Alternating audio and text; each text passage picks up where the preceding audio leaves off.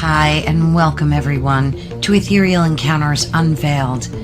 Today we are broadcasting live on the United Public Radio Network and the UFO Paranormal Radio Network, 105.3 on the Gulf Coast and 107.7 FM in beautiful New Orleans. Hello, everyone. I'm super excited to have you all here today. Please be sure and pop in. We love questions and our guests loves them as well. So please be sure, join the chat and you can throw some questions or comments at us. So today the topic is a very controversial one and it's called, is the earth flat or is there a global conspiracy to hide the truth? And tonight, we're not here to debate or argue about whether or not the earth is a sphere or flat, but we're here to ask questions, powerful questions. What if everything we've been taught is wrong? For centuries, we've been told one story about our world, but what if the truth has been hidden in plain sight, just waiting for us to see it with our own eyes? Tonight, we're going to hear a perspective that challenges the very foundation of our reality. And we're going to explore what happens when you decide to question everything. So open your minds, listen closely, and at the end of the conversation, you can make a decision for yourself. And with that, I'm very excited to welcome David Weiss, or he's also known as Flat Earth Dave. Oh, let me fix that.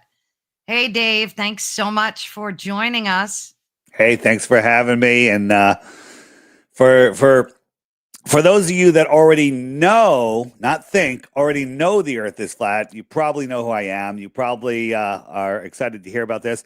And for those of you that think flat earth is the dumbest thing ever, we all used to be you. Every single flat earther used to be you, including me. I refused to look at it. I coined the term banned for life from our social media for even suggesting that I look at flat earth.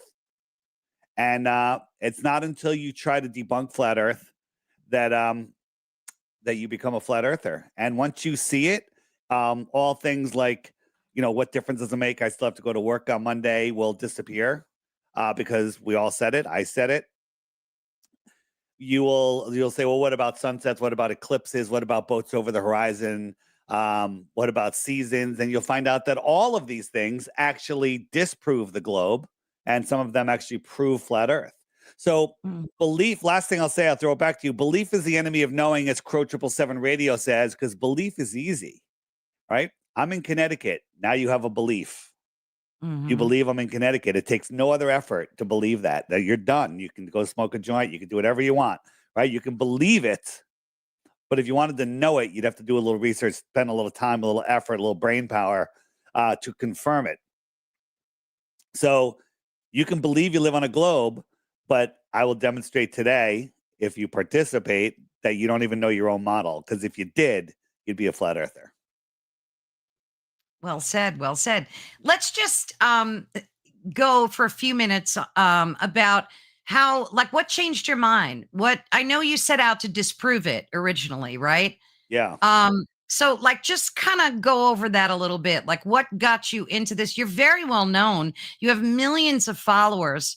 So there's something happening with the content you're sharing that's very believable. So let's just get started with how you got started on all this. It's highly censored. And if you search flat earth, you'll get fed propaganda. You'll get fed professional, we call them the anti-flat earthers, or it's just literally an evil cabal of people trying to hide your divinity. This is about, who you are, where you are, what this place is, the true power that we have. They want you to believe that you live on a spinning wet rock in a scientifically impossible space vacuum, that you evolved from pond scum and monkeys, and that they're hiding creation. People say, oh, it's a religious thing. Absolutely not. It's not a religious thing. However, when you understand that the earth is intelligently designed, that we are enclosed, that can't come from a big bang. It has to come from a creator. That's where I draw the line. There's a creator. Now you figure out what your relationship with that creator is. And I'm not even making any claims about that. All I'm saying is We live on a level, topographical, non-rotating, non-spinning, non-moving, flat, level plane. It's that all of the lights in the sky do exactly as we see. They travel around us, over us. They move over us. We watch the sun move across the sky. We watch the moon move across the sky. We watch the stars move across the sky. But we say, oh, no, they're not moving. We're spinning.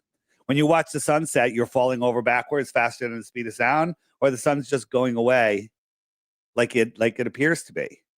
And what got me was, why do boats disappear from the bottom up over the horizon? And that's the one that got me. So I live near the water, and I went out and I bought at the time in 2015, Nikon had just come out with their super zoom camera. And I said, I've seen boats disappear from the bottom up. And we were all taught that as little children. And you know what? As a little child, you can understand that something going over a ball will disappear from the bottom up, right? A 3-year-old can understand that. But if you try to describe perspective, what actual perspective is and how it works, some adults can't even understand it unless you really use your God-given common sense and understand what's going on. So it's perspective that makes things disappear. So I went out and bought that camera. I lucked out. I had a perfectly clear day, and there was a buoy just over 10 miles away.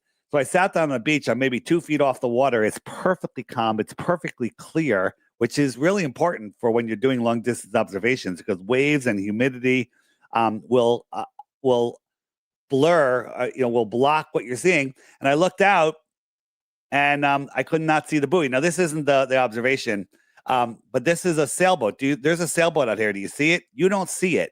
It's not over the curve. But as we zoom in, what we're doing is we're increasing our angular size. And as we increase the angular size, all of a sudden you realize, oh, look, there is a sailboat there. Now, it's not over the curve. I couldn't bring it back in. Now, my finger can't hide that sailboat. If my finger was a wave, though, in the foreground, it could hide the sailboat. And look, it's disappearing from the bottom up due to these little waves.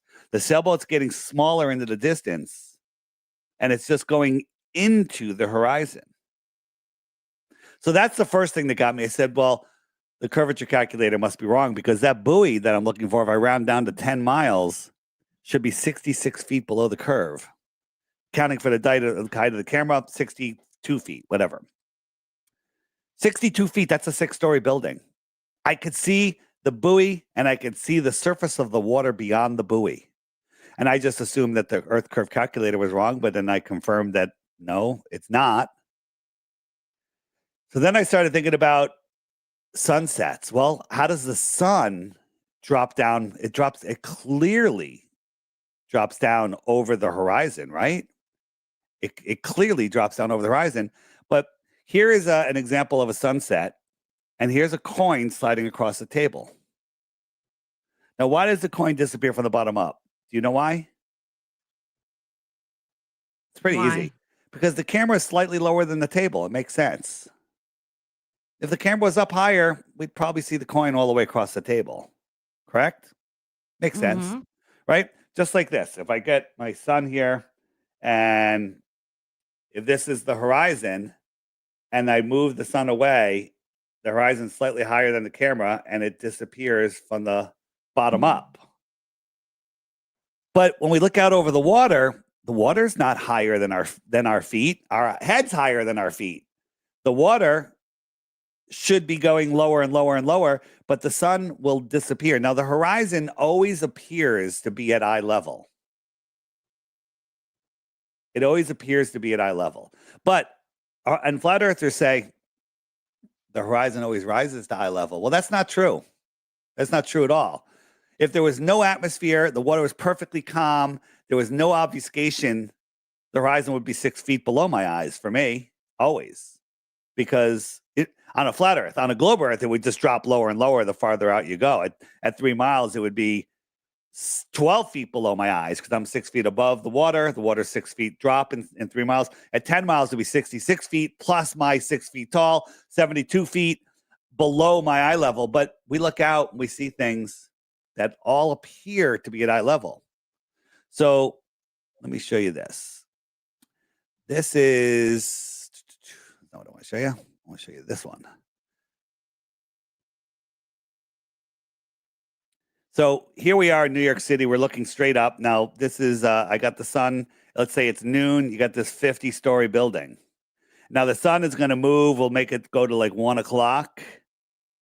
So at 1 o'clock, here's the question. We're looking straight up now.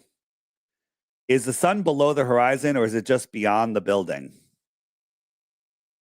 It looks like it's beyond the building. Of course, there's two ways we could see it. We could go up in the air and look over the building, or we can go backwards and maybe get a better angle over that building, right?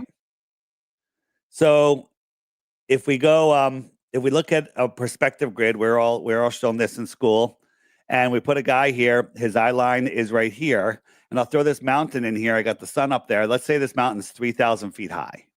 Mm-hmm. And we'll watch the sun go away. Now, is the sun below the horizon or is it just beyond the mountain? Again, to me, it looks like it's beyond the mountain. Of course, it's beyond the mountain. I can float up in the air and look at it, or I can go backwards. Let's say I Right. go backwards like 25 miles. At 25 miles away, there's the top of the mountain, 3,000 feet above my eye level, but it looks like it's at my eye level. Right. Now, here's the sun going away again. Is it going below the horizon or is it going beyond the mountain? It looks like it's going beyond the mountain. Yeah, but it also, if you didn't understand that the horizon is thousands of feet above your eye level, the sun is going beyond it. You would think it's going below the curve because of programming. Now it gets worse. These clouds, let's say these clouds are 5,000 feet above the mountain. Mm-hmm. So these clouds are 5,000 feet, so 8,000 feet here, but 5,000 feet above the mountain. So here, these clouds are 5,000 feet above the 3,000 foot mountain. So that's 8,000 feet. This line that looks like it's at his eye level is 8,000 feet above his eye level.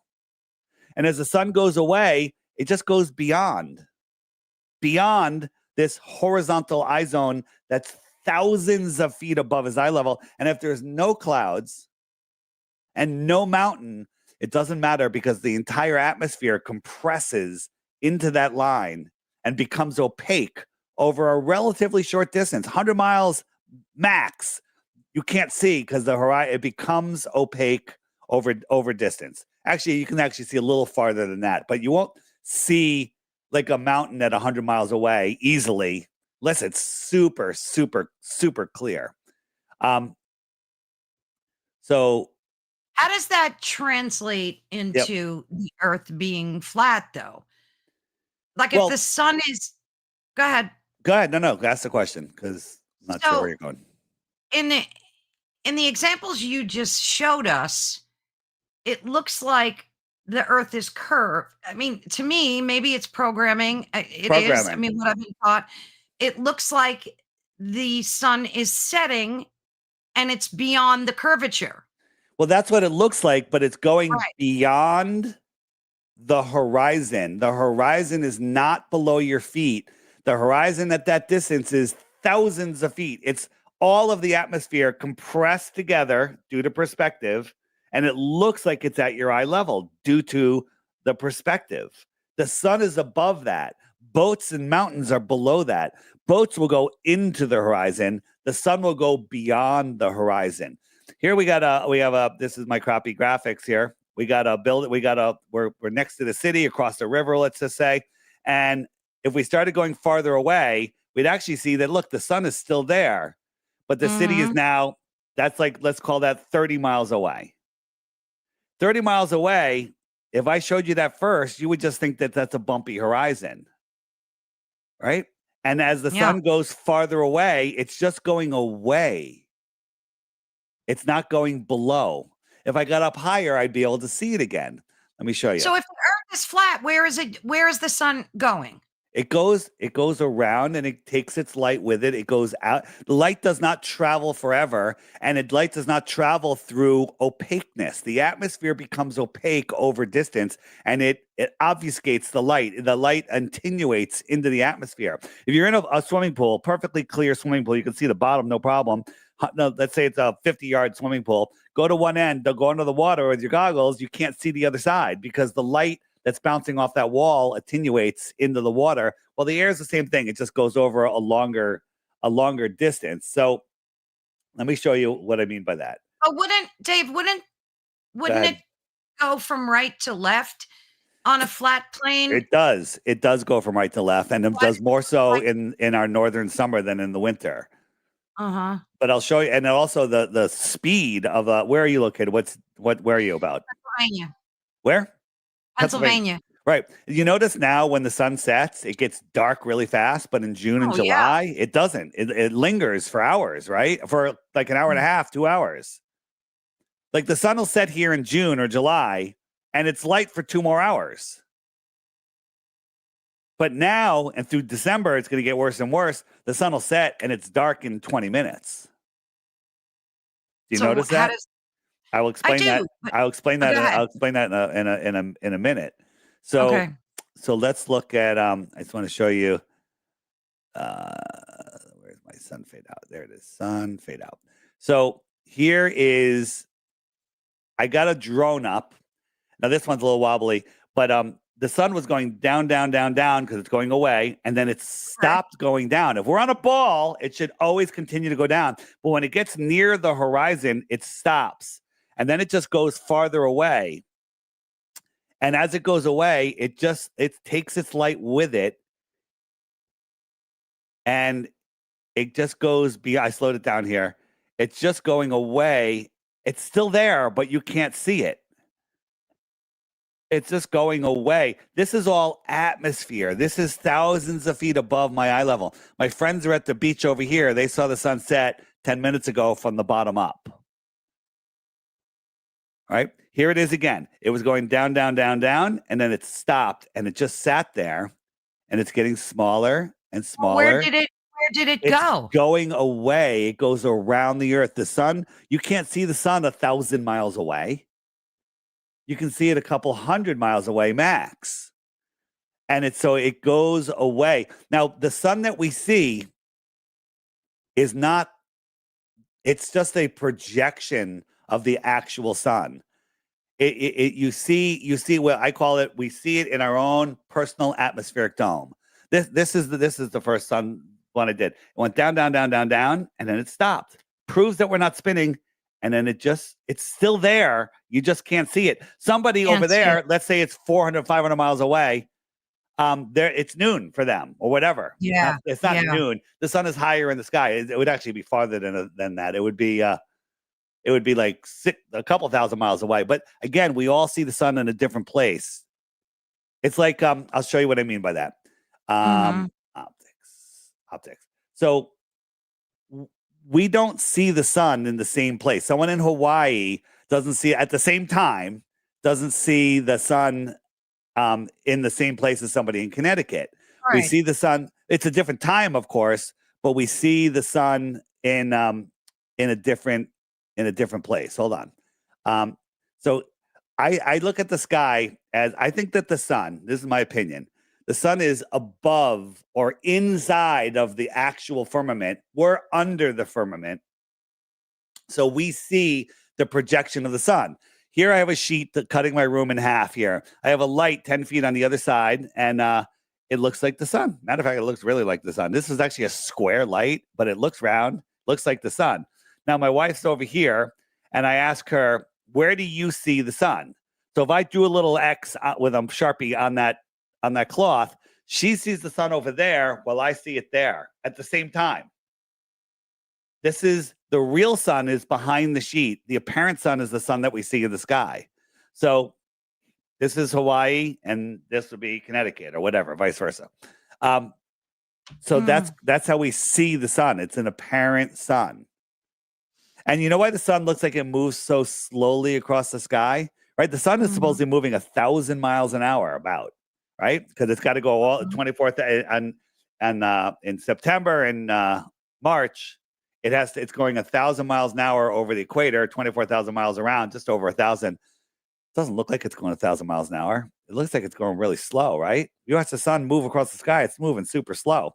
I think that the sun that we see rise in the east is maybe 200 miles away, not even. Maybe. Yeah, I've heard that before, that it's a lot closer than we've been told. And then in the evening, that would be 200 miles to the west. So it has all day to go 400 miles across the Right. sky, all day. So if you get one of these little half domes, right? These little half domes, and you put a couple of them down and move a light above it, you'll see that each one will have I've seen have the that. light in a different position. Right. It's I've pretty seen cool. that in video. Yeah, it Yeah. is. Let me ask you this, because this to me is intolerant behavior. There are people saying, "How could you have Dave on your show? It's preposterous. It's blasphemy." You know, they come at you with so much hate rather than just sit back, listen, open Yeah. up your mind. No one is forcing you to believe this. Just open up your mind and listen. Well, But no, I'm going to no, they defend them. I did the same thing. When I first heard it, I literally attacked people. It was brutal. I was horrible because it's so stupid. But then when you try to look at it, you can't. There's no denying it. Well, you could deny it, but if you're honest, there's no way you can't see it. I'm on TikTok lots of mornings on angels_of_light channel. And we let Globers come up one at a time. And if they can present one piece of globe evidence, they win 3 Bitcoins. Okay. How could you have me on my channel? I'm offering 3 Bitcoins for one proof, scientific proof that we live on a globe. And no one has been able to do it. How about that? not one person, Not one person. No one ever will. And and if they did, the 3 Bitcoins would be nothing, because they'd be so famous and so rich. It would be amazing, because no one has been able to do it. Every scientific experiment to prove axial rotation, curvature, or containing a gas without a container has failed and proven the opposite. Yeah. Yeah, I mean, I'm not here to talk about what I believe. I'm just open-minded. I want to learn. I want to be able to the people that are questioning this deserve to get answers. And maybe at the end of the Absolutely. day, yeah. So it's, there's so many hateful comments. Yeah. I had to kick the guy out of the chat just now, and there's another hateful comment. I mean, you can instead of putting a be hateful nice. comment, throw in your globe proof. Give me your globe proof, and I will address it. So you Exactly. keep an eye out. No, You keep an eye on Dave, the chat. should be ashamed.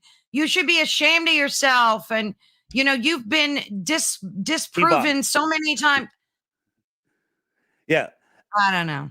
So I don't let's know. read that comment. No, let's read the comment. Dave the Grifter. So I'm a Yeah. grifter. Be ashamed of Yeah. yourself. You've been debunked so many times. People have listened to Dave and his BS and have better minds, and the better minds have squashed his BS, and he's waffled on going to TFE. All right, so where's your globe proof? It's all just empty comments, right? And he's talking about TFE, which is a fake preacher out of Denver, had a false binary that said, if we go to Antarctica and the sun does this, the earth is flat. If the sun does that, the earth is a globe. Well, that's a false binary, because the lights in the sky have nothing to do with the shape of the earth.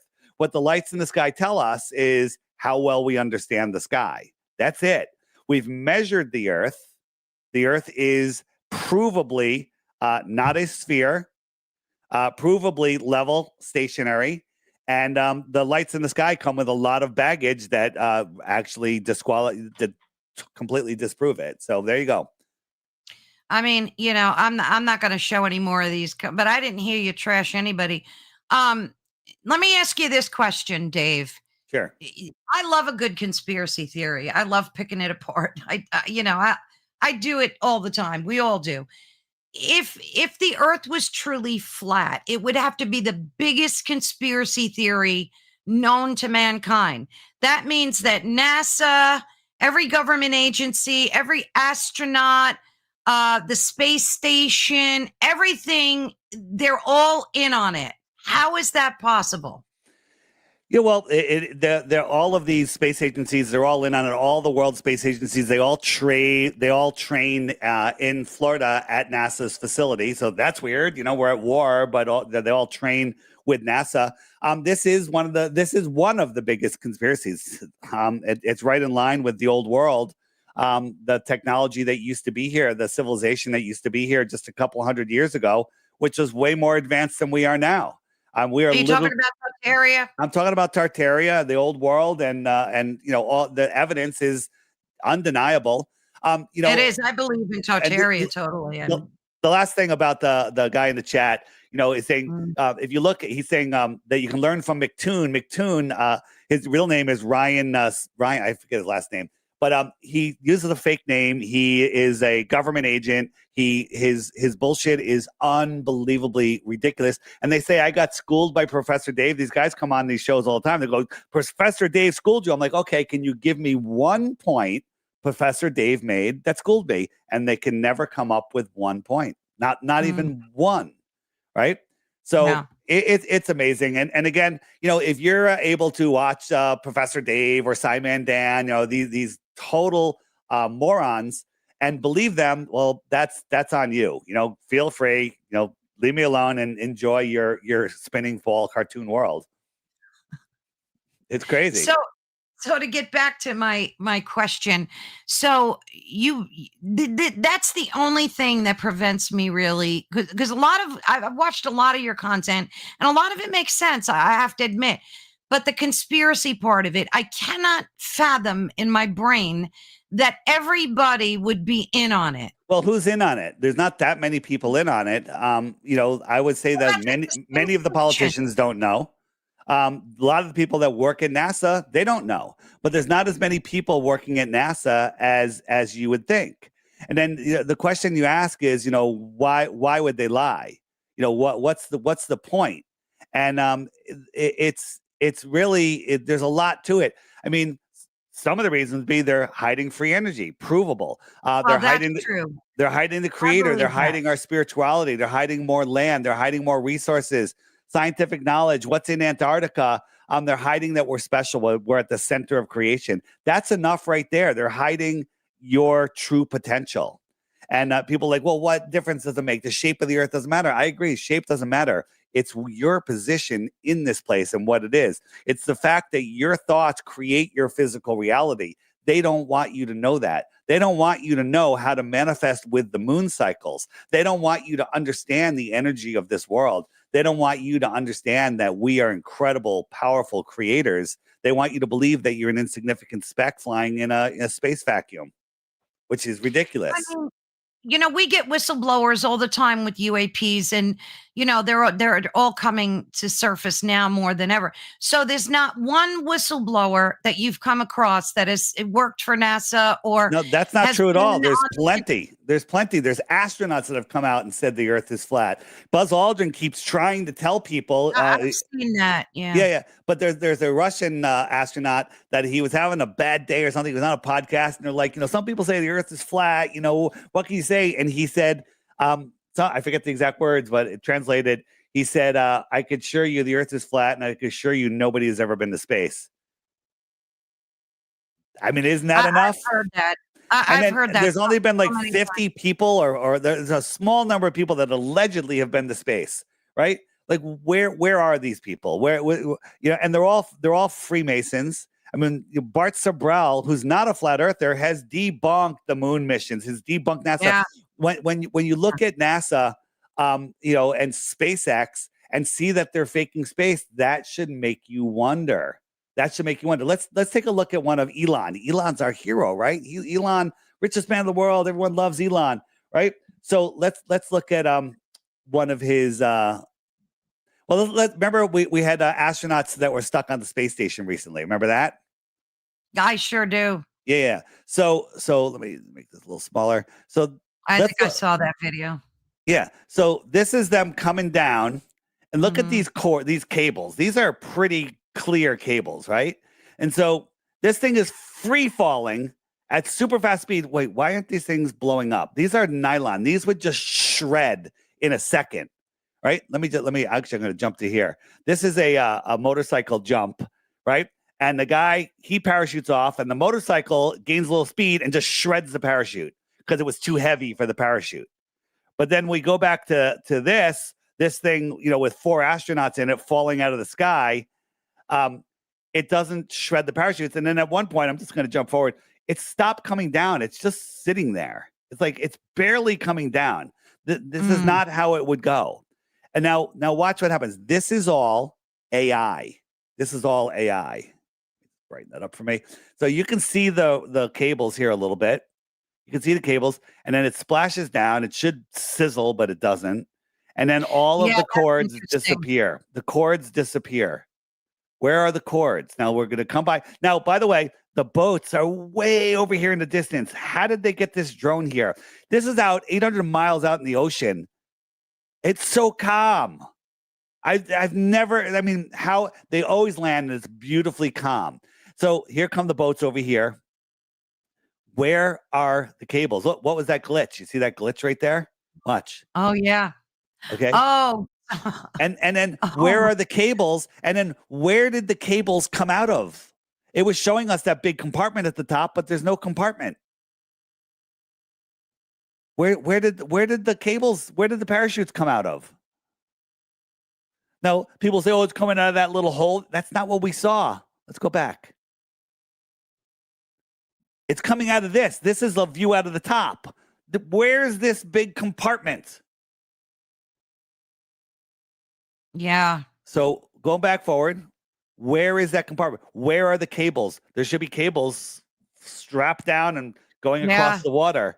There's no cables. And the fact that it's not sizzling is crazy. It should be, there should be smoke or something. There should be something, but there's not. And how big? This looks pretty small. Like there's 4 people in there. I don't know about that. And these boats will come up, and there's no cables, right? Now some people say that they came out of here. That doesn't make any sense. Where are the straps? Where are the straps? Oh, did it eject them? Does it know to eject them and they've all sunk? They'll just make up excuses. I can make up excuses too. Yeah. And these boats come in. They don't worry about anything about catching the straps in their propellers or anything. It's all absolute and total nonsense. And then if you look at Elon, go ahead. This is if we weren't like if you saw this with no context, you'd be like, this is just a horrible B-rated movie, right? This is the rocket that's supposedly going to go to Mars. Now look how slow it's going. This little flame is lifting this thing up. And where's all that thrust? It should be just obliterating that smoke. Yeah. All that thrust. Now, how high is it? The camera on the ground is getting a side view, so it's not very high. Ooh, it's very high now from the onboard. And now look at the smoke. Look how slow it's going. And now it's even higher. And then now look, the engines turn off. Now it's falling. How high is it? Look at the speed of the smoke. Watch the next edit. The smoke will go even slower. Ready? Edit. Here comes. Look at the smoke. This thing is free falling. It's not going up anymore. It's free falling. It should be going hundreds of miles. Whoa, how did it get that high? This is in order. I did not take this out of order. Now this thing is falling. Now the engines are going to turn on. It's magically going to stand upright. 2 of the 3 engines are going to burn out and it's going to land upright. Ready? The cameraman's going to do a Superman and get underneath it. Ready? It's going to 1, 2, 3 engines go on. It goes upright. Cameraman somehow gets underneath it. 2 of the engines are going to burn out. Ready? 1, 2. And it's going to land upright with a whole bunch of CGI smoke. Ready? Here it comes. Somehow the cameraman, he's brave, CGI smoke, and it lands upright. If you believe that is a real rocket launch, you should tune off the show right now. You should just go away and just go watch Sesame Street. It really does. The thing is too, I personally, on a personal note, I don't trust the government at all. Yep. Not even 2%. I just don't. So someone asked, did people die? Now I've seen so many videos of their doppelgangers working in colleges, and we're talking about the astronauts that supposedly died in the. Is that fake news? It's total fake news. So no, that's not fake news. It's fake that they died. That was they wheeled in televisions to every classroom. This is 2 different launches. They're showing it in space, and it's the exact same footage. So they're faking footage, different years, and it's the exact same thing. And then during one of the satellite launches from the shuttle, all of a sudden you can see a guy's face over here. This is a model. I know, that's insane. And what about the air bubbles? Because they film underwater. Bubbles in space, absolutely. So, and what about the astronaut's tank that filled up with his mask filled up with water? How the frig does that happen? So this is an so airplane. Think about this. The airplane, much. it's pretty aerodynamic. There's no real sharp edges. This is like a 747 or whatever, right? This is the SR-71. It's like a razor blade, and it doesn't have any paint on it because it goes so fast, the paint would burn off of it, right? Yeah. It goes like Mach 3. This goes Mach 23. Look at the inset windows. This is the space shuttle. Yeah. This would get ripped to shreds. They want you to believe in absolute nonsense, right? So let's look at a couple pictures here. What is the space shuttle? This is a blimp. It's a fireworks. This is a balloon. There's nobody on this. Right? Look at these holes here, right? This has to be perfectly smooth to go a fraction of the speed they claim it goes. These are jet engines. This is like an airplane. When they land, there's actually a video of one of these things taking off on a runway. So it's just an airplane. But look at these windows. You wouldn't have that on a regular airplane that goes 500 miles an hour because the turbulence from these inset windows would rip the plane apart. Jesus. So all the astronauts that you see them walking out and they're all getting ready to go in a rocket and go into space, they're all lying. Well, these guys are all lying. These guys are all lying. 5 of the 6 have been identified and found, and they may be dragged into court soon. And 2 or 3 of them say they have identical twins. There's no record of them having identical twins, but they're saying they have identical twins. And what's interesting, at the funeral, none of their siblings, the twins, showed up at the funeral. Weird. This is what I mean. You know, it's proof like this that really makes me not believe anything the government tells me. I mean, those are the exact same people that supposedly died in the. It's crazy. This is 4 million pounds blowing around in the wind like a balloon. It's like a bouncy house. It's blowing around in the wind. 4 million pounds doesn't move like that. It's blowing around in the wind. It doesn't do that. 4 million pounds. 4 million pounds to lift it off the ground, the thrust would vaporize the cement below it. Now, this is a metal, multi-ton empty tank that's falling back to Earth. Now, supposedly it's going to deatomize. It goes so fast it burns up and it never crashes. They don't recover it. Does that look like it's falling, or does it look like it's floating? It looks like it's floating. It looks like it's floating. In a second, you're going to see a tissue. See it? You see the tissue go by? Oh, my goodness. Right? Watch it again. There's a tissue. It's going to come by here just to show you how slow this thing is going. Now, this is falling. Ready? It's coming in like 3 seconds. 2, 1, and where is it? There. Was that it? I saw something. Yeah. I saw some white object. Yeah. So here's the thing.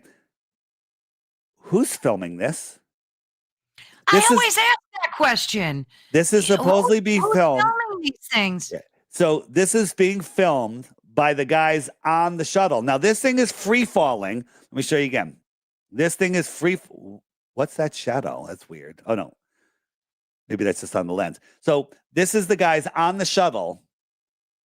They're going up at 25,000 miles an hour in the opposite direction. That thing's falling, but somehow they're keeping it in frame. They're keeping it in frame. Let me just jump forward here. Hold on. So when I say to somebody, you can't see the Earth curve, can you? Do you think you can see the Earth curve here? I would imagine so. Well, it looks like it, right? It does look like it. But NASA gets $80 million a day. I get 0. This is a front yard with a solar panel. I saw that. Isn't that crazy? All right. So I'm saying, do you think you can be deceived? So here it is. Here it's going down. And then we caught something that went by in the window, that went by in the video. Here's Felix Baumgartner jumping on the Red Bull jump. Watch how fast he disappears, right? That's a stationary camera. That camera isn't going 25,000 miles in the opposite direction. Boom, he's gone, right? This thing is free falling. It's going to it's pretty close to the clouds already. Wait a minute. Is it above the clouds or is it below the clouds? I really can't tell. You don't know which way you're looking down or up, but we're assuming we're looking down. Now watch. We think it's a blimp recovery vehicle. Ready? 3, 2, 1. Did you see it? Yeah, I sure did. So we zoomed in on it. It looks like a quadcopter cloaked somehow. Turn it sideways, increase the contrast. Oh, yeah. It looks like some type of copter. Yeah, contrast boosted. NASA has no comment. Right? Of course, so this is showing you that it's all fake. So the rest of it's fake too. All of it's fake. All of it's fake. Right? Remember that I said the space shuttle fully fueled is 4 million pounds, right? So watch this thing when it takes off. Oh, this is what they want you to believe. Oh yeah, so watch. You're going to watch it go up and then down. Once it starts going up, it's not going to come down again. You don't lift 4 million pounds and then lower it once they get the momentum going. The other thing is, if you ever seen a hurricane will rip trees out of the ground, 250 mile an hour winds, crazy. Right? A tornado, 350 mile an hour winds will tie metal posts in knots, right? See this fence right here? It doesn't budge. There's 20,000 miles an hour, superheated thrust, and the fence doesn't even move. Watch, it's going to go up. Oh, it already bounced, right? So this thing's going up and really cool. So they want you to believe that those people are right nearby. They're over 10 miles away, right? Nobody is close to this thing. Why isn't that thrust destroying all of those clouds? It should just obliterate them for a half a mile. They should just be obliterated from that amount of thrust. And now, if you just Google space shuttle launch, you'll come up with this one. Look, the camera's zooming out. AI, Dave, is this video AI? No, this is actual what they showed us. This is actually launch, but the launch is of a blimp with a smoke display. It's just blowing out smoke. And so people will see this. Now, when we always see those rockets launch, they always go so slow and they go, well, it's gaining speed. It's gaining speed. Yeah. But the camera's zooming out to make it look like it's going even faster. It's not. It's going so slow. It's curving. It goes out over the ocean and it crashes. But when it was, I think, 30 miles downwind, this is 30 miles downstream, they tell you. And then all of a sudden, it's going to let go of the solid rocket boosters. Now, they say you can't turn them off. So when they let go, they should really fly away. And they show it. There's an explosion, and it goes. Psh, and when you watch it, you hear it at the exact same time you see it. Well, that's a problem. That sound should take over 90 seconds to catch up to the light against your eyes. That's right. And when it goes, how are those things going sideways and keeping up with it? How come they're not just flying off like a bottle rocket without a stem? Right. So again, it's all fake. It's all fake. And if you can't see through it, I can't help you. Yeah, I mean, people, I understand they get wrapped up in their cognitive dissonance. I get that. You said you were that way too. But at least, keep the hate at bay. Ask your questions, have disbelief if you want, but just keep the hate out of the conversation. I don't need to be hearing that. What about the firmament? Are these rockets curving, or because I've seen some video where they're actually hitting the firmament? I don't know if that's AI. I don't. No, that's not AI. They might be hitting a plasma layer up there. I don't know. It didn't look that far to me when I see that stuff. I think they're just trying to gaslight us. But the fact that you're breathing air right now proves that we are contained. Now, what is the firmament? I don't know. The Bible says it's molten glass. It could be energetic. It could just be water. Right? God separated the waters from the waters and created the firmament. Think about when you're heating a pot of water, The bubbles are starting to form on the bottom. Now imagine yourself a microbe inside that bubble. You're on the pan, Yeah. it's flat, and you have that dome of water above you, and it's just being held up by air. I don't know. Exactly. That could be it. I actually think that there is some sort of physical firmament above us. I mean, I do too. yeah.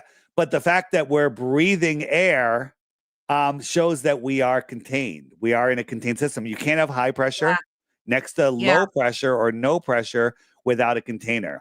Here's an example of that.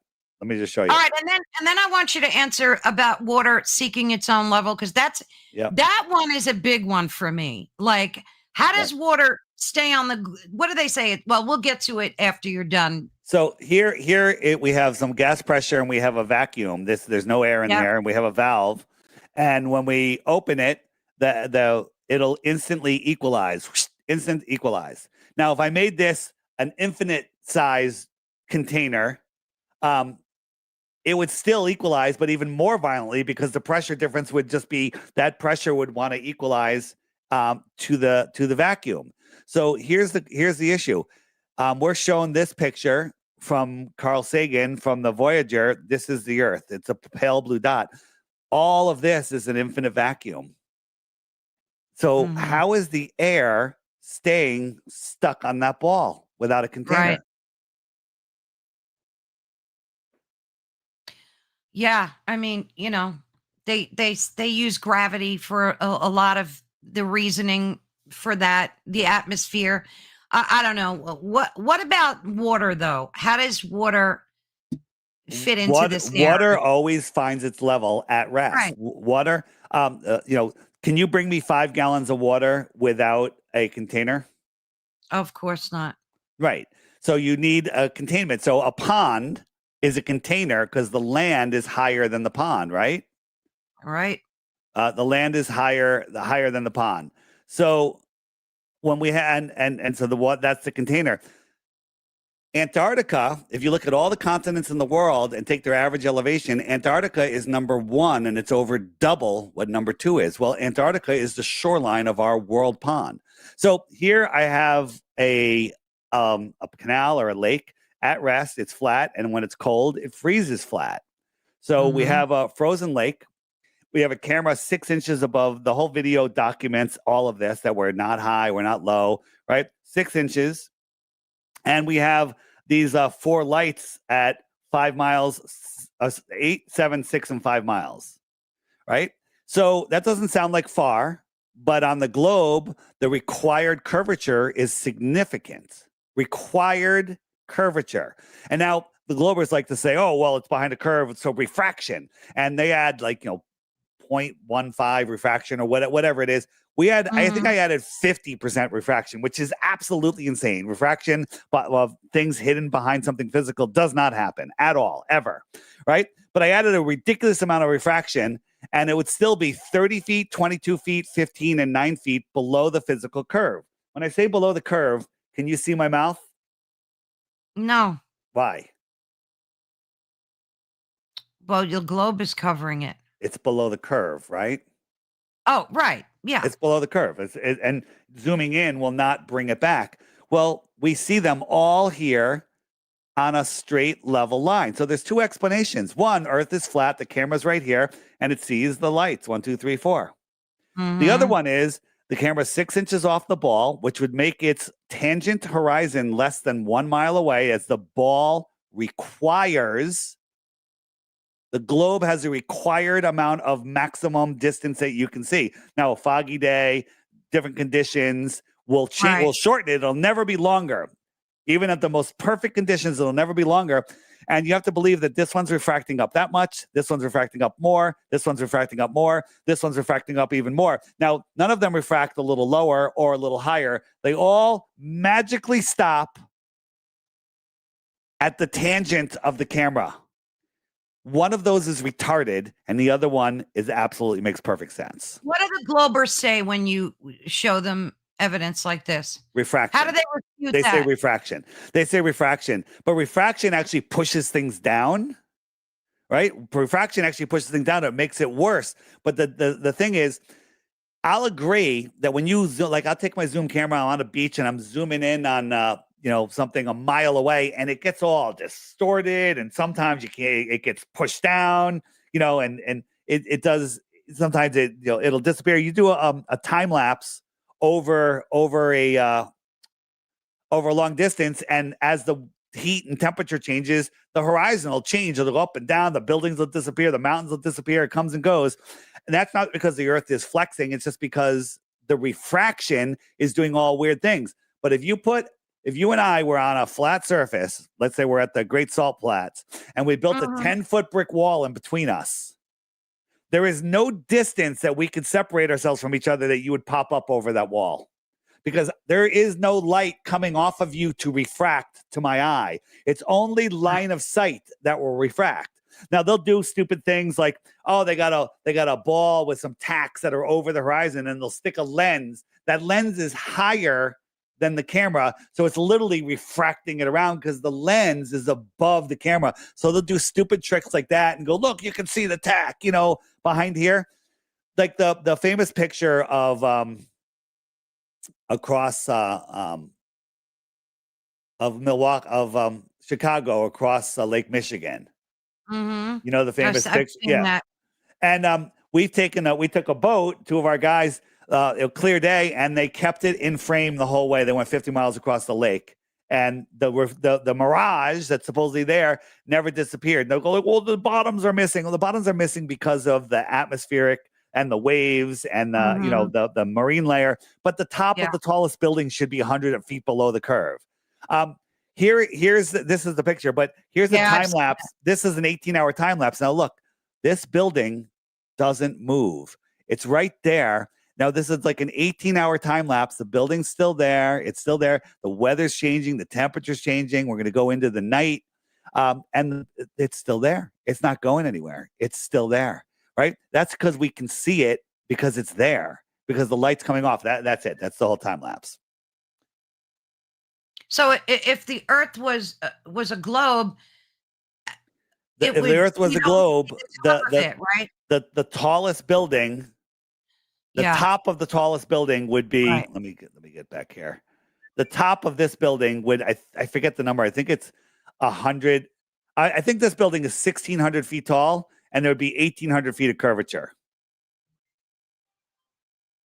Wow. Yeah, but we can see all of this. Yeah. So this stuff is merging into the horizon. Yeah, once you understand how perspective works, they've hijacked perspective and called it Earth curve. Yeah, yeah. Heidi said she's curious about what the correlation of the Earth's speed and the flat Earth theory. Well, the Earth isn't moving, and they've hijacked the motion of the stars. Go outside, take a deep breath, and realize that you're not moving, right? They want you to believe that the Earth is spinning, whirling, and twirling in 4 different directions. You're spinning at 1,000 miles an hour.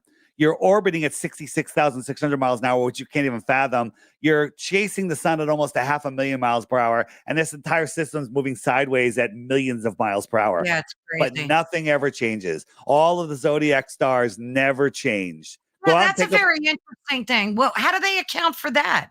Shouldn't the stars change at night? Like they say that it's so far away that there is no parallax. Now, cool story, bro, right? But it's so far away that there's no parallax. And that's you can't argue with it. I mean, you can't argue with it. It's so far away, even though we're traveling 4.5 billion miles every year, year after year after year, never returning to where we were before. Polaris is so far away that we don't notice it moving. Okay. When you actually take the time and look at, like, how could we even see Polaris at the size and distance that it is? You couldn't see it.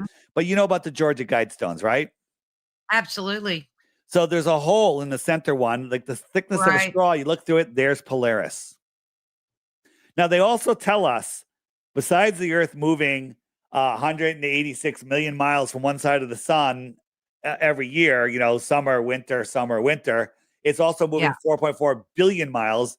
But Polaris never moves. It's because it's so far away. But the axis of the Earth is wobbling 1 degree every 72 years. We're on a 26,000 year cycle. That's what they tell us, a precession of the equinox, right? Okay, cool. So if you look and say what is how many what is 1 degree in the sky, and 1 degree is 2 to 3 moon widths. I forget, is it 1 degree, 2 to 3 moon? Yeah, 2 to 3 moon widths. Well, the Georgia Guidestones were built in 1981, up for over 40 years. So there's a half a degree, which would be at least 1 moon width, and 1 moon width would put the Polaris right outside that hole. Well, we went there, and we saw that the stars circle around. Polaris is in the middle. It's not out of the hole. So we made a couple videos about it, going, "Hey, this absolutely proves that the Earth isn't wobbling." Right? Because their other stupid excuse, we can't argue with stupid. But there's no argument against this one. And a couple weeks later, a terrorist blew up the Georgia Guidestones. Yeah, 3 hours later, bulldozers were there, took the whole thing away, stole the time capsule, no investigation. That blew me away. That they just came in, wiped away all the. It even had a video of the car that supposedly was responsible. They had a video of the guy that shot Charlie Kirk also. Okay. Yeah, exactly. Yeah. This, it's things like this that make me. I mean, you came out with this video when 3 weeks before they blew it up. It was started going viral. I don't know. It's actually a little longer than that. But then, when it really started getting noticed, boom, the Georgia Guidestones got blown up. Isn't that crazy? Yeah, it's amazing. What about satellites? Because, I don't know. Are they fake news? I mean, seriously, are they just balloons because I've seen both sides of, I've seen satellites in the sky. You have? Up at a big telescope. I went to my local college. Yeah, you see a little tiny light moving in the sky. They tell you it's a satellite. Yeah. You can see them with your naked eye, too. You know that. Yeah, absolutely. Right. So we see these little things. So when you look up at a 747, how big is it at cruising altitude? Like 5 to 7 miles high. It's tiny, right? It's a little tiny little thing. Can you make out the engine on a 747? Jeez, no. No, but if I doubled the height of the 747, which is gigantic, could you see the 747? Put it up at 10 to 14 miles high? Of course not. You wouldn't be able to see it. They're telling you that these satellites that are way smaller than the engine, what the hell are we saying? That they're 350 miles up, and that's when they're directly above you. When they're farther away, they're even farther. When they're not above you, and you're seeing it with your naked eye, we're seeing light phenomena in the sky. If you ever get military grade night vision goggles, look up at the sky, you won't know what to think anymore. There's so much stuff going on up there that I don't know if it's natural, if it's I don't know what it is. I mean, it could be some tech up there, but I don't know. It looks like literally like neurons in a brain. It's crazy. So what are these lights that we're seeing that we think are satellites? Well, you can see the ISS, right? And now I had an ISS tracker. Yeah, they sent emails to track it. But the thing is, I was told, all right, the ISS is going to show up over here, and it's going to show up at this time, and it's going to go across the sky. And I watched it for 8 minutes. Well, let me think about that. It's traveling at 17,500 miles an hour. I saw it show up. It went right over my head, and I saw it for like 4 minutes more after it went over my head. 4 minutes more. So over my head, it's 250 miles away. Mm-hmm. And I could see it about the size that I would see an airplane, which 747, which is about the same size. So 747 at 1/25th of that distance looks the same size. Weird. How is that possible? And then I watch it for 4 more minutes. So it's traveling 17,500 miles an hour away from me, and I can still see it for 4 more minutes. It's over California, and I can still see it. It's impossible. If it was as big as Connecticut, I wouldn't be able to see it. I mean, are we just being lied to about everything? Is there an international space station? I mean, I've seen... There is. It's in a pool, though. Right. I've seen so many of those videos with mistakes with gravity and, them with harnesses flying through. Yeah. I have a million videos on that. Yeah. So on my app, the Flat Earth, Sun, Moon, and Zodiac Clock app, if you go to the frequently asked questions page and we go to the satellites up here, satellite section, Okay. let me pull that up. The first video is May and the Angels of Light from TikTok, and this guy Geocentric who lives in Aruba, somewhere out there, and walking along the beach, he found this little styrofoam computer chip attached to a piece of a balloon, and he knew what it was right away. It was it was a weather balloon that picks up all this data. And so he cleaned up the disk and everything, and he was able to reverse engineer and found which website it went to. It went to this satellite tracking website called GLONASS, which is run by Russia in the United States. Weird. And we can, in real time, we can look at these balloons. Now, they launch these balloons from 960 some odd locations every day, twice a day, all across the Earth. And that's how they map out all the jet streams and the barometric pressure and everything. And it's all fed to a supercomputer. But if you go to this website, it's telling you that these are satellites in space when they're balloons. It's telling you they're satellites in space when they're literally just balloons, thousands of feet up, not miles and miles up. Yeah, I believe that to be true too. I totally do. You think that's how they do all the GPS and stuff with these balloons? The GPS is done with it's the ground positioning system. GPS works with ground-based systems. And maybe they're using some airplanes at this point, but I was asking, I was actually using ChatGPT, and I was talking about Starlink. Yeah. Right? People go, Starlink works. So let me just find my thing.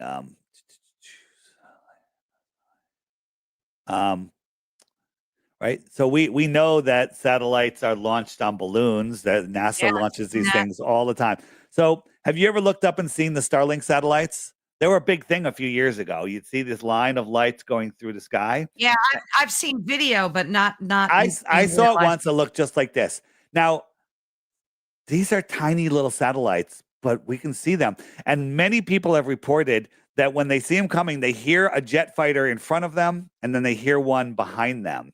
To me, I think that is, this is just a deception. It's to stop some guy in a Cessna going, "Hey, what's that?" And they would intercept it and say, "Stand clear," right? So I don't know what these are. Are they drones? Is it just a string of lights being pulled through the sky? I don't know. But it's a deception. And these were several years ago that when they started putting them up, people are reporting seeing these lights. And since then, Elon supposedly has put up thousands of more of these strings of lights. Thousands. So everybody should be seeing these all the time, but nobody's seeing them anymore. I have never seen them. They literally stopped with the deception once people are like, okay, yeah, all right, I believe it. Yeah. So I look up at the sky every night, like every single night of my life. I look up at the sky. So we're talking about the size a little while ago. Well, yeah, look at that. Here's a jet engine, right? This is a 747. It's 7 miles high. These Starlinks, you could probably fit 30 of them inside of this engine. You can't even see the guy that's standing there. You can barely see him. That's a man. So some people say the Starlink's about 3 sizes this time, like 3 men together. That would be one Starlink satellite. How the hell are you seeing that 200, 350, 400 miles away? How is that possible? 340 miles high. Those Starlink, those lights that we just saw going by, that's 340 miles away when it's directly above you. Absolute nonsense. So how does Starlink work, though? Well, Starlink is old technology. It's the same technology that they used in Vietnam. It's the same equipment, the same radio machine. They just put a new cover on it. They called it Starlink. Now, I was asking ChatGPT, I said, Starlink satellites in the sky. I said, wouldn't it be better if you put those Starlink satellite equipment on airplanes, because they'd have a power source, they'd be able to be serviced on a regular basis? And it goes, yes, that would work really well. It would help for servicing them. You wouldn't have to worry about them. and there's airplanes everywhere. He goes, but the problem is when there's weather, airplanes are diverted around large weather systems. I said, well, what if we put it on military high flying planes that went over that weather and filled in those spots? And ChatGPT said that would be a more robust system than the actual system that they use in space. So again, you have to believe that we have these little tin cans that are somehow mirroring all of the spiraling, spinning, and whirling and twirling and different changes and motions of the Earth, and somehow just stay up there and make their perfect pass. I mean, the Earth is curving and whirling and twirling through space, and somehow those satellites are just mirroring all of those images. That it makes no sense. Well, gravity's holding on to it. Nonsense. Right. Absolute and total nonsense. Starlink is old technology. I think that it's mostly ground-based, but I think it's also in commercial airplanes. I had one guy, I forget where he was, on some remote island. He just got Starlink service, in the last year or so. And he's a military guy, ex-military guy, and he tracks every airplane in the sky. He's all about it. And he said he noticed he loses his Starlink service quite often. When the last airplane in his area leaves, his Starlink goes down. And it's not until another one is in the area that it comes back up. So you think they're using airplanes and not satellites? Why wouldn't they? If they're not, they're being irresponsible financially. I mean, what's powering those satellites? I mean, you got Starlink people. There's a lot of electricity involved. Where's it getting that electricity? True, but why lie about that? Why not just be where's the gain in the lie? The lie is to keep it's all about control. I mean, if you knew that you were at the center of creation, if you knew that governments were complete and total bullshit, if you knew that money was fake, if you knew that there was more resources, if you knew that there was more technology, if you knew about our past, if you knew who you were, if you knew how your mind worked, you would not be controllable. If you knew about sacred geometry, vortex mathematics. True, that is 100% true. So this is the most important lie of all. Most important lie of all. What, the satellites or the flat Earth? No, the entire flat Earth and history deception, the together. I'm pairing flat Earth and the history. On my app, if you go to the old world section, there is so much information, so much there. If any of you people that have not I forgot to put your ticker up, looked into the old world, what's the ticker? Your ticker, so folks know where to get you. Flat Earth Dave. FlatEarthDave.com. Very, very easy. My lunch break. If you're not watching him, you're missing out. If you're new, watch Old World Order first. If you're new to it, if you want your mind blown, watch The Lost History of Flat Earth. There's all sorts of stuff, and then our history in a different view. I actually met the guy that made this when I was in Spain last week. Amazing. There's so much amazing stuff on here. It's as big as flat Earth. When you understand what this place was. Yeah. Could you show us a picture of what you think the Earth looks like flat? Like the most, something that replicates what's in your mind's eye. There's an actual video from a balloon. You can't see forever. Here's the local sun right there. It's lighting up this part brighter than this part because it's close. The atmosphere becomes opaque over distance. It's not this colorful ball that NASA shows you with their cartoon images. This is the flat Earth. That's it. Do you have a picture from a further out perspective? Nobody gets higher than this. Nobody gets farther. This is as far as you can go. How about an animation of one, or so we could just imagine in our mind's eye what it looks like? Because there's a million images on the internet of this flat Earth with, the ice wall around it and a dome over it. I mean, is this about this pretty close to what? How about that? So that's what I'm saying. You got the sun and the moon that circle around. Right. This is Antarctica. Right. And that's what I've seen. This is a level, non-rotating, enclosed. You got the dome. I think the dome is much lower than that. This is just a representation of how we see.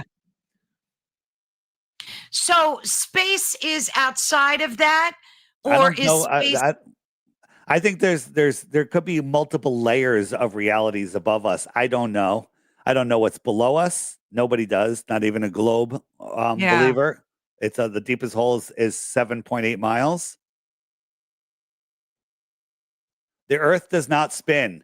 There's no, like, go outside and watch the sun move across the sky. The sun is moving across the sky. The moon moves across the sky. The stars move across the sky. People say, well, the stars go counterclockwise in the north and they go clockwise in the south. False. All of the stars, all of the luminaries rise in the east, set in the west. No matter where you are in the world, whether you're in the south or in the north, when you look north, the stars are going counterclockwise. When you turn around, they're going clockwise, period. Right? If I'm looking north and the stars are coming from my left shoulder to my right shoulder, that's counterclockwise. Right. No, wait, that's clockwise. Is that clockwise? Yeah, I think it's That's clockwise. Oh, yeah. So the stars come, I'm a little dyslexic. So the stars come up and over and down. So they're coming from my right shoulder to my left shoulder, which is counterclockwise, right? If I turn around and I look south, they're coming from my left shoulder to my right shoulder. That's clockwise. Nothing changed except my orientation. Globers love using that they spin in different directions because most people can't spatially think out what I just showed you. It's What that about simple. time-lapse photography? I've seen the Milky Way in time-lapse photography, and it does look like it's moving. The stars are moving. Absolutely 100%. Yeah. They're moving. Let me just show you.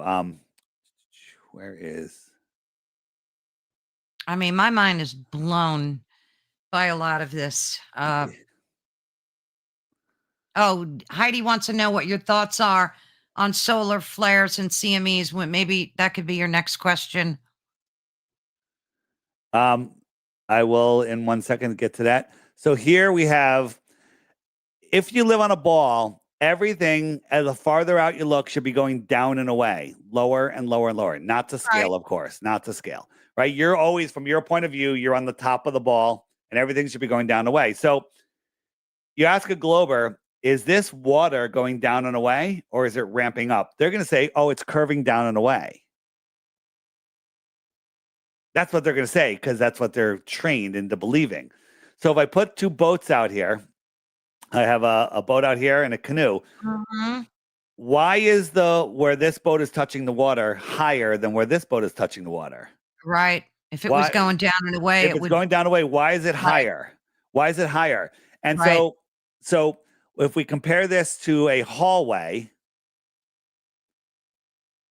the hallway is flat and it ramps up just like the boat does, just like the water does. It's the exact same perspective. So this one's curving down and away, the other one's flat. I'll put the boats on the water again. I'll take the water away and they're sitting on the floor. It works perfectly. And people say, well, where does the sun go? So let's lay a sunset over this. And the sun is just following the same line of perspective and it goes beyond that opaque horizon out here. Here's another sunset. It's just going away and beyond. Beyond, not below. Beyond. And at one point, it becomes so opaque, it'll disappear from the bottom up. I'm just going back and forth here. Yeah. And then if I got streetlights, they do the same thing. We know that these streetlights aren't getting lower. This streetlight is the same height as the other streetlight. Yeah. Right? They're all, 25 feet up in the air, whatever it is. They follow the same lines of perspective. These streetlights aren't touching the ground. They're just going beyond. And what do the globalists say about that when you show them?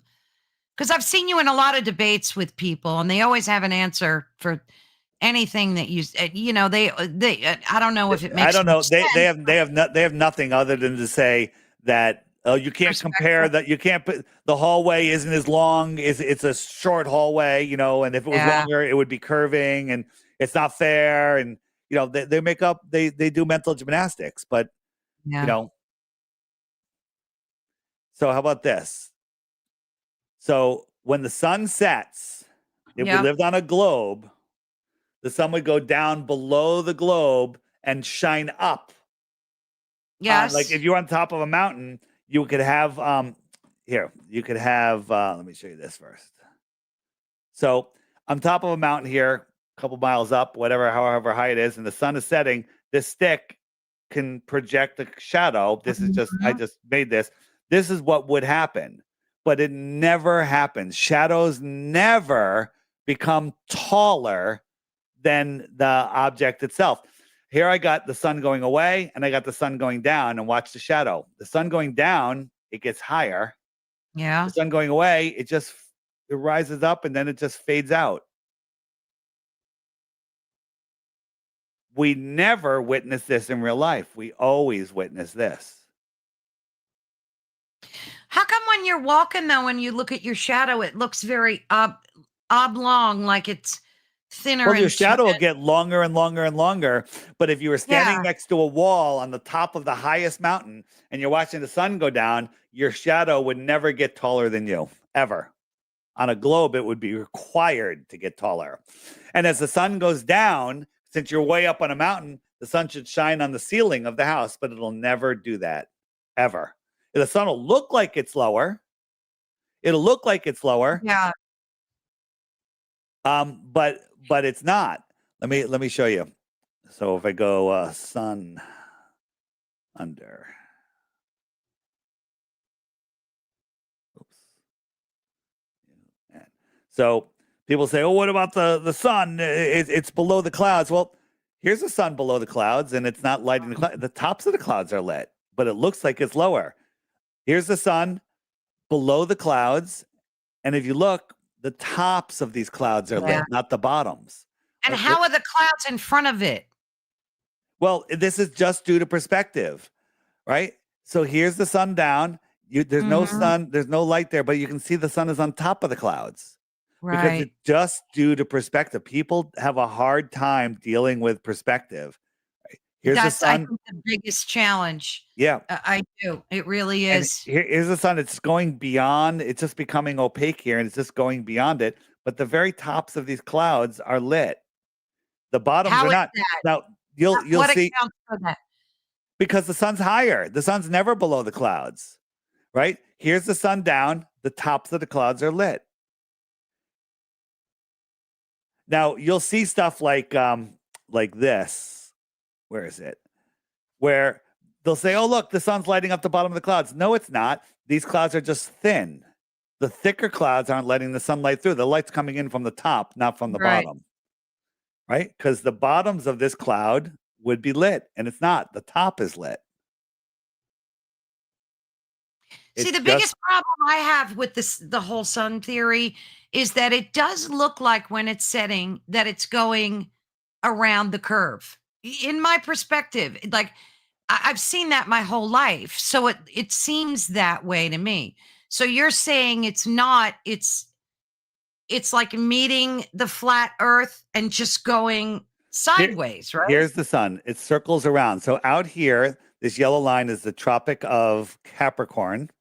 And the sun migrates out to the Tropic of Capricorn by December 21st. That's when Australia has their summer, because the sun is close Right. to them. When it's close, it's high in the sky. It's like being under a street light. And then the street light down the road is lower in the sky, but it's still the same height. It's just lower. It's farther away. So come December, we're going to be freezing our asses off here on the East Coast, Right. because the sun is far away. It's low in the sky. We don't see it until later. And also, because this circle is bigger than this circle, the sun is actually going faster, which is why twilight is much less. Mm. Twilight is much less because the sun is running away faster. But on a globe, this is hard for a lot of people, the globalists, to understand. In the summer, we have long twilight. Twilight is after the sun sets, the darkness, twilight. Right. We have long twilight. And that would mean that in December, the South should have long twilight and we should have short twilight. It should be reciprocal on a globe, but it's not. Everyone in the world in June has the longest twilight they have. Whatever it is, it's different for every area. And then from June to December, everyone's twilight gets shorter worldwide. That is impossible on a globe. It only works on a flat Earth. And the reason the twilight is the speed that the sun is going. Out here, it's going 50, 70% faster than it is in here. That's why twilight is shorter worldwide for everybody. I see. So the sun migrates here. I'll show you. So right now we're in September, October, November, December. So in December, the sun is all the way out here, goes right over Australia. They have a nice hot summer. We're freezing our butts off. So December, January, February, March, April, May, June. So in June, it comes all the way in here. Oh, We have longer days. It's going slower. Right. And it comes up. So right now, it is it's about 6:30 for us, right? It's just getting dark right now. The shadows are just coming. It's morning for Australia. I could turn on the time zones. Let's see what time it is in Australia. It's 8 a.m. in Sydney right now. 8 a.m. The time zones move with the sun. Wherever the sun is, it's noon. It's very easy. Wherever the sun is, it's noon. Across from the sun is midnight. So it's not only going around, but it's getting closer to the center, right? It moves in until June and then out until December. 6 months in, 6 months out. The moon does the same thing, but every 2 weeks. 2 weeks in, 2 weeks out. 2 weeks in, 2 weeks out. Let's talk about the moon for a second. The moon is obviously a globe. It's a sphere, right? Well, not obviously. They call it a lunar disk. They call it a lunar disk. Right? I mean, it has a dark side in it. Does it? Does it even have another side? I haven't been there. Have you? No, but I've heard the Chinese have landed. You've heard the Chinese have landed. I also heard that I've heard that Godzilla is in China too. So you don't think there's a dark side of the moon? If the moon is a sphere, there might be a dark side, but the moon might be a light in itself. The moon, when there's a new moon, nobody ever sees the moon. No, that is so puzzling to me. Why is that? Because it's a new moon. I don't think it's there at all. I think that. Let me show you what I think happens during a solar eclipse. All right, everybody, hang in there. Yeah, because that was going to be my next question. Yeah, 8:20 in Sydney. Thanks, Mish. So what's under our flat Earth? Nobody knows what's under it. Right? The deepest hole ever dug on a flat or globe is 7.8 miles. Nobody knows. Nobody knows. So I'm going to go to eclipses for a second. So here's my theory. And again, I can't make claim to this, but we'll get back to that one. But go ahead. Yeah. So let me where is my eclipse? So when we see a solar eclipse, this is what we say. And we're told it's the moon. Yeah. Right? Do you see the moon? I see part of the moon. No, you don't. You see a missing chunk of the sun. You see the moon? What? You see a missing piece of the sun. Oh, you don't see the moon. You don't see the moon. Solar eclipse I'm looking at. This is a solar eclipse. You don't see the moon. Eclipse. Okay. You see a missing I call it missing sun. Missing sun. Right? But I witnessed a solar eclipse. You did, but you didn't see the moon. You saw the sun disappear. You saw this. No, I saw the moon move in front of the. No, you didn't. You saw the sun disappear. You never saw the moon. You think it's the moon.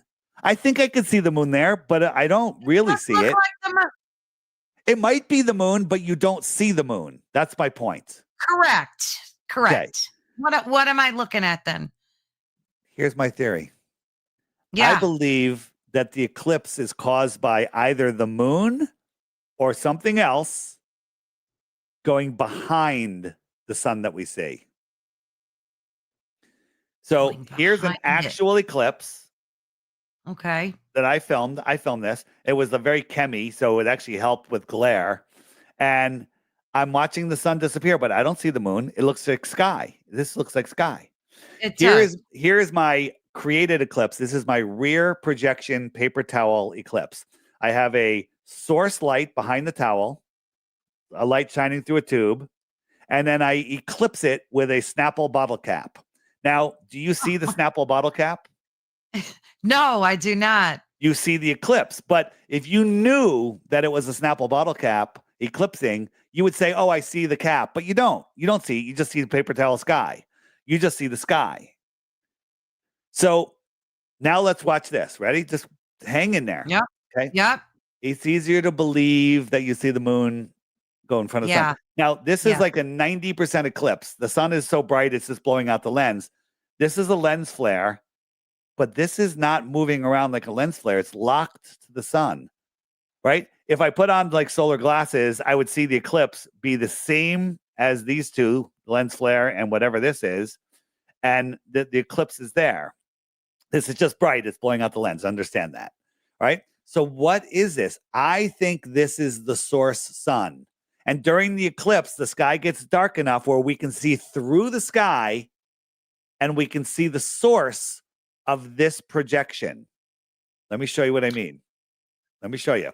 So I think I know what you mean. So no one has ever seen the sun approach. I don't see the moon. I mean, approach. There it is from you're getting a rear view. We don't see the moon. We just see missing sun. We don't see the moon here exiting the face of the sun. No one's ever seen the moon exit an eclipse. Yeah. But I said, wait, maybe the sky is more transparent. So I did it with tissue paper. Here's the sun that we see. There's the projection from behind. So you're saying it's like a flashlight in the sky. It's a light in the sky. I don't like this saying a flashlight, but if you look at, so this is, I'm looking through the sheet and I can see the tube and the thing behind the sky. Here's the eclipse. Here's the thing that's locked to it. And here's the real eclipse and here's the sun. It's the same thing. It's the exact same thing. What do they say to that when you show them the globers? What do they say? They don't say anything. Yeah. I don't actually talk to globers anymore. They're like, oh, you think the sky's a paper towel? Oh, you think the sun's a spotlight? You know, oh, and they just change the story. They literally gish gallop to the next thing and throw insults. They're not really worth. There's certain people that are meant to wake up. There's other people, as I think it's Dolores Cannon that says that their soul, they don't have souls, or they may have come from clones, you know, from the I was talking to Guy Anderson today. Non-player characters, yeah. Like if you look into the Cabbage Patch Kids, a lot of those babies may have been cloned or manufactured in some way, and you know, that's like those are like new souls versus an old soul. I don't know. Yeah. Oh, good Lord. Yeah. So a lunar eclipse occurs when the Earth passes directly between the sun and the moon, and that casts a shadow on the moon's surface. That's what they say, but you can't cast shadows for 250,000 miles. Shadows disperse over distances. So let's take a look at the lunar eclipse also. So the lunar eclipse, let me see if you can see this. So when you use a ball to cast a shadow on another ball, it does it. See how it leaves as an ellipse? It's not how it gets narrow.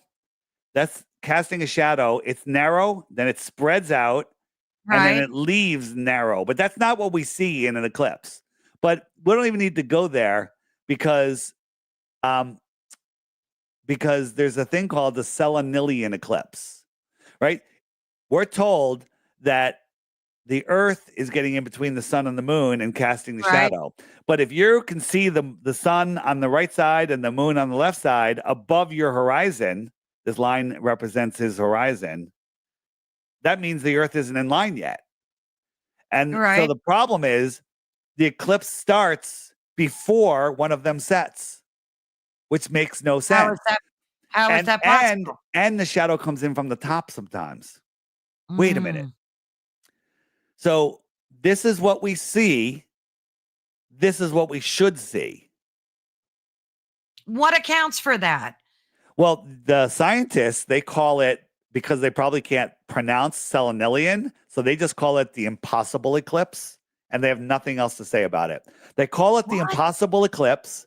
They can't explain it, but it just has to be what we're told it is. That's how stupid our scientists are. They're not Yeah, using science, they're using pseudoscience and fairy yeah, tales. yeah. So, so someone's saying, "What, Mish? Why? So why do they eclipse?" Well, on a flat Earth, um, they they can just pass near each other, whatever it is. There's no evidence that it's the moon that eclipses the sun.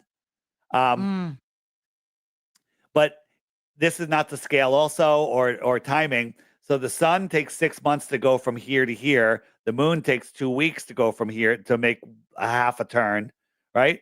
So there's a cycle that comes together. So again, the moon would be going in and out much faster, but every certain cycle, the sun and the moon will get near each other and they'll cancel each other out. And so here comes an eclipse right there.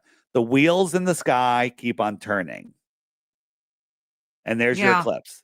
There's your eclipse for that small area of time, right? If the moon was really eclipsing the sun at the distances they say, everyone on Earth in the daylight would be able to see it at the same time. But it's also just a very narrow path, right? You can't take a shadow of something and make it smaller than the actual thing. Shadows only Right. get bigger, right? So the moon is it 2,000 miles wide? I forget. But the shadow of the eclipse is only 70 miles wide. Yeah, that never made sense to me. Yeah. That never made sense to me. Yeah. The other thing that baffles me is gravity too. How do you explain gravity? If it's not a force pulling us towards the center of the globe, then what is it? In your estimation, does gravity exist on a flat plane? Well, gravity is electrostatics. So gravity is just a theory. So here's the thing. This guy sent a drone up and he's got a thin copper wire on it and he's going to connect it. This one's connected to the ground. The other one's connected to the drone. Let me just go forward here. This is called a Franklin bell. And when the metal touches, it discharges, then it goes the other way. So it's using the electricity that's coming from the sky. So this is electrostatics. So imagine if Got I it. turn that sideways, and so it's attracted towards the negative side. Well, the Earth has a Right. negative charge. The sky has a positive charge. Anything in the air is positively charged. So the attraction is down. It's a weak force. Oh, I see. It is a But weak force. It is a weak force, but they say it's 10. The electrostatic force is 10 to the 36 power stronger than gravity. 10 to the 36 is a number Yeah. that doesn't even exist. It's so big, you can't fathom it. It doesn't exist in your mind. It can't, because it's so big. You know how long a trillion seconds is, right? How Well, long is a trillion yeah. seconds? Take a guess. A trillion seconds. How Jeez. long is it? Yeah, guess it in days or weeks or years, whatever A you want. year?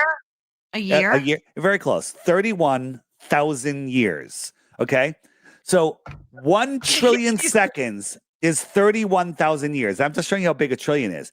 A trillion is 12 zeros. 12 zeros.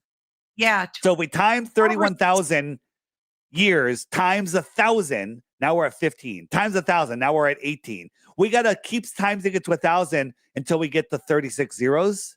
Yeah, That that's number is unfathomable. right. And they're saying it's that much stronger than gravity. Well, there's been no test ever that has isolated gravity. None. Well, Cavendish, it didn't isolate electrostatics and have an independent variable. It's nonsense, right? So here we have some helium balloons left over from a party, and we have this button. It's floating like 2 inches off the floor. This wire goes to a Van de Graaff generator. Now we're going to add a higher positive charge than it naturally has. And when we do, it gets attracted to the ground. Now, do we change gravity or do we manipulate the electrostatic attraction? We Mm. discharge it, it goes up. right? This is easy stuff. We have a negative charge in this. It repels itself from the Earth. Turn it off, it goes down. Turn it on, keep it on, it goes up. Right? So this is the silent drone at MIT. It has no moving parts, and they're just using electrostatics for lift. The XRT-3B triangle aircraft, if you look up the information on that, it lifts itself and propels itself with Yeah. electrostatics. And I think it's pulling the electricity out of the air, so it doesn't even need to recharge. That's quite possible. I mean, it kind of So, relates to the whole free energy thing. yeah. So the electrostatic charge is what is it's testable, provable, repeatable, Yeah. right? And then buoyancy and density sort everything else out. Buoyancy and density sort everything out. If something's lighter than the medium around it, it will rise up. And then people say, well, it's holding the air down. Well, how come clouds are going this way and that way at different levels, right? Clouds are water. Water is more dense than the air. Right. With gravity, how do they float in the sky? It's electrostatics that hold them up. Mm-hmm. And Yeah. what about wind current? I mean, Well, there's wind. It's high pressure, different pressure differentials. We have high pressure yeah, and low pressure due to temperature. right. Yeah. So Mish said, how do other planets, and I thought about that too, how do they fit into the flat Earth So theory? planets used to be called wandering stars, and they changed them to planets. But in reality, they we're told that all of the planets orbit the sun, right? All the planets orbit the sun. That's what they tell us. Yep. All right. So not the scale. We got the sun at the center, got all the planets going excuse me, going around. And so not the scale. We got the Earth here, and if this is the axis of rotation, Polaris would be somewhere up here, right? Mm-hmm. Yep. So let's pretend there's people on all these planets. We have 100 billion stars in our solar system, in our galaxy. Polaris would mean nothing significant to these other planets because there's no significance, right? Right. They have their own. So Right. if the Earth was tilted over here, whatever's up there, that would be Polaris, right? All these planets, their North Star would be there, their North Star would be there, their North Star would be there, right? So Polaris is not important to the other planets. I made that clear? Yes, very. Okay. Okay. So why is it that all the planets, all the luminaries, all the asteroids all circle Polaris? Mars, Venus, Mercury, Juno asteroid, Neptune, Uranus, they all circle Polaris in their perfect spirographs. Why is it that all the eclipses repeat their patterns every 18 years in this heliocentric, gravitationally held? Mm-hmm. You know what the three body problem is, right? The three body problem? Three body problem. The three body problem is with gravity, where they cannot model more than three bodies at a time. The three body problem is you take the world's best supercomputer and you say, okay, I've got a planet and a sun, and it could figure out what it's going to do forever. But you put three bodies. Now, this is three of the same size bodies, and it Mm-hmm. still goes into chaos mode. It doesn't know what it's going to do next. That's just Oh, I've three. never seen that. That's called the three body problem. And there's only a couple of simulations that they found patterns that they'll make. But we have hundreds of bodies in our solar system alone that all interact with each other. We have planetary alignments. They should all be tugging on each other. The sun should pull on our moon and change its path. Everything should just go into chaos like this. Yeah. But Yeah. the sky is a perfect clock. It is. It's orderly too. And Yeah. so James Webb and the Hubble telescope, that's all BS. There's no James Webb. There's no I I just can't wrap my brain around that. You want, That's you want to talk about the James Webb? The James Webb is just so much nonsense, is it? right? Oh, don't tell me that. Did you see this? Good Lord. This is that a star or a galaxy? What do you think? Well, it That's kind of actually looks like a star. it's actually my finger. Okay, Jesus. it's my finger. So here is James Webb versus Flat Earth Dave.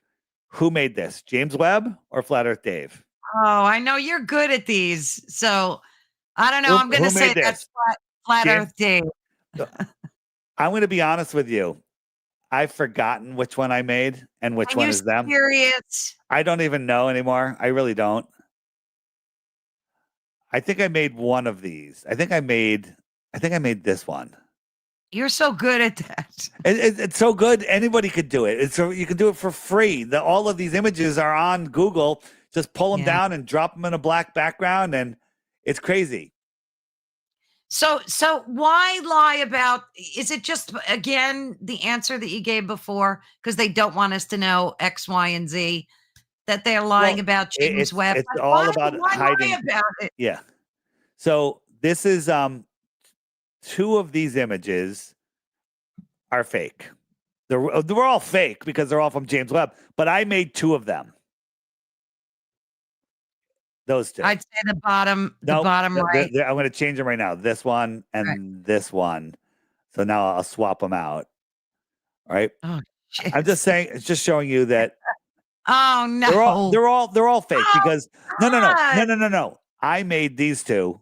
The rest are made by James Webb. They're all just nonsense. All right. Let's look at the launch of James Webb. Let me just say, where is it? What about the big hullabaloo when the Hubble had the wrong mirror and they had to go and swap the mirror? They sent the astronauts up to swap the lens to put the correct lens. That's all It's all fake. just drama. It's all just drama. Oh my So mind hurts. yeah, so this is what they showed us when they launched the James Webb. So Right. now we got the Earth right here. You got the Earth curvature, and they launched it. This is what they showed us. That Okay, looks so freaking fake. it is so freaking fake. But It so that now they might say that this is animation, but then they showed this.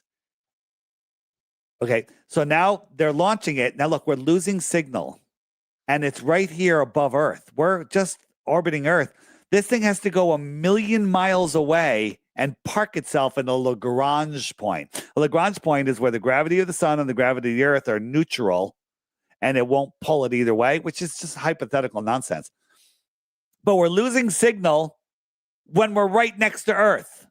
We got to go 1,000,000 miles and park. So now it's gonna deploy the telescope. Now I'm just gonna fast forward a Mhm. little bit. Fast forward. Fast forward. Let's say so it's deploying it right now. I'm gonna make it go a little bigger, a little faster. So it's deploy. Here's the question: how's it gonna go 1,000,000 miles now and park itself? What's gonna get Exactly. it there? This is what they show us, and people are like, oh my god, it's so cool, and they got people their masks clapping, right?